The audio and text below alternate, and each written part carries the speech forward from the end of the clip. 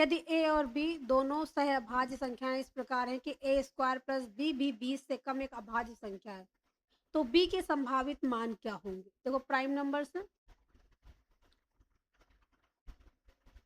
Prime number क्या होते हैं? 2, 3, 5, 7, 11, 13 और 17 इसी तरह आगे आगे। ठीक है, क्या कह रहा है कि a स्क्वायर b 20 से कम है, तो हमने a को क्या किया?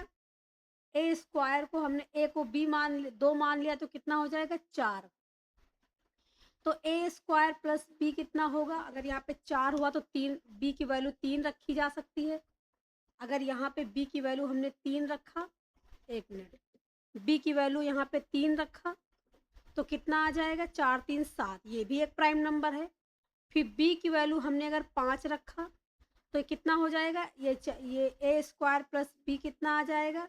ये 4 5 9 आ जाएगा, तो ये पॉसिबल नहीं है, मतलब यहाँ पे ये रखा नहीं जा सकता। फिर b बराबर हम यहाँ पे 3 रखा, 5 रखा और 7 रखा।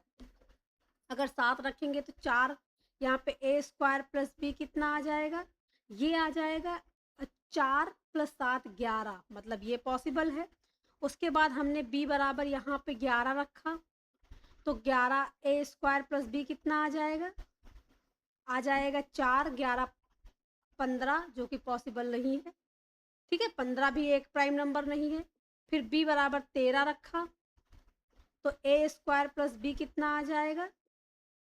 13 4 17, ये भी पॉसिबल है। अगर हम यहाँ पे रखेंगे 17, 17 4 21 आ जाएगा, जो कि पॉसिबल नहीं है।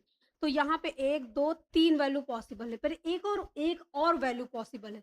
अगर हम a बराबर, यहाँ पे हमने a बराबर 2 रखा, अगर हम यहाँ पे a बराबर 3 रख देते हैं,